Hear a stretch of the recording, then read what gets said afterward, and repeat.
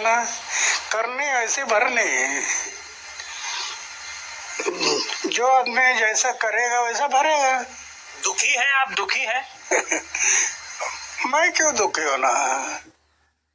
तो अभी हमने आपको बताया कैसे 13 साल में तस्वीर बदली है, लेकिन ये तस्वीर क्यों बदली है, कथनी और करनी में कितना फर्क रहा है अरविंद केजरीवाल की। चलिए वो जानकारी अब आपके सामने रख देते हैं, क्योंकि वाकई तथ्यों के साथ ये कहा जा रहा है। देखिए, कथनी क्या थी, सीबीआई ईडी बुलाए तो उसका सहयोग करेंगे, बार बार ये कहा गया।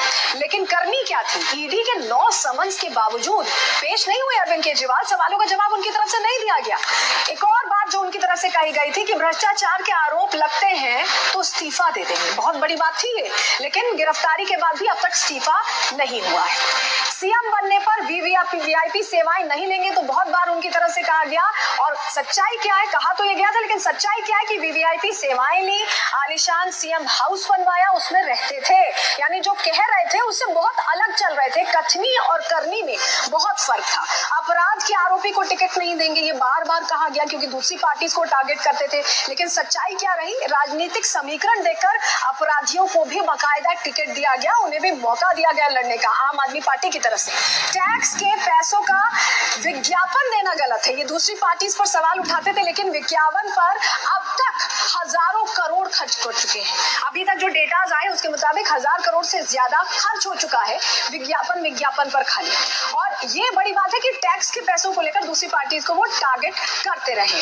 तो सवाल ये बना हुआ है कि आखिर शराब घोटाले में कैसे फंसते चले गए अरविंद केजरीवाल, क्या वजह रही, क्या उसके पीछे फैक्टर्स रहे हैं। चलिए वो जानकारी अब जल्दी से आपके सामने रख देते हैं, क्योंकि कोई सीधा इन्वॉल्वमेंट नहीं था, ना उनके पास ये मंत्रालय था। चलिए जानकारी आपके सामने रख रहे हैं। सबसे पहली वजह क्या है, ईडी ने जो आरोप लगाए हैं उनसे आप इनको समझ पाएंगे। केजरीवाल ने शराब घोटाले के एक आरोपी से फोन पे बात की थी, ये ईडी की तरफ से कहा गया है। फोन पर कहा गया कि विजय नायर मेरा आदमी है, उसे ट्रस्ट करो, यानी जो पैसों का लेन देन हो रहा था उस दौरान इस बातचीत को यहाँ पर कहा गया है। दूसरा बड़ा आरोप आपके सामने रख रहे हैं, आंध्र प्रदेश के एक सांसद से भी मुलाकात के आरोप लगे हैं। सांसद को केजरीवाल का व्यापार करने का न्योता दिया गया, इसी बिहाफ पर उन्हें बुलाया गया। सांसद से जुड़े लोगों ने कारोबार किया, पैसे का लेन देन किया।